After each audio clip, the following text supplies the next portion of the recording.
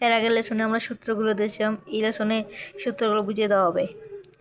এখানে a into a to the power n m into a to the power n অর্থাৎ equal to a m plus n। এখানে সূচকের ক্ষেত্রে গুণ থাকলে যোগ এবং বিয়োগ থাকলে ভাগ হয়।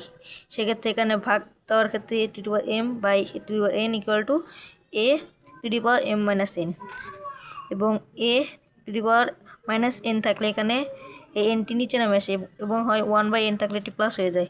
4 নম্বর সূত্রে a into B whole m থাকলে এখানে ইকুয়াল টু হবে এই এমটি দুটির ওপরই পাওয়ার হিসেবে যাবে, যেমন a to the power m B to the power m। আবার A B by C to the power n থাকলে ইকুয়াল টু এটা ভাগ আকারে A to the power n B to the power n by C to the power n হবে।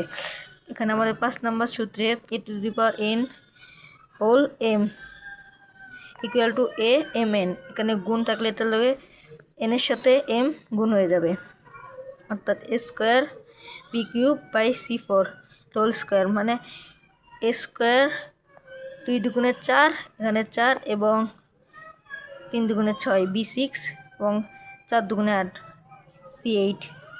এটি আমাদের সূচকের সূত্রগুলো। আর এখানে a হচ্ছে বেস আর m হচ্ছে পাওয়ার।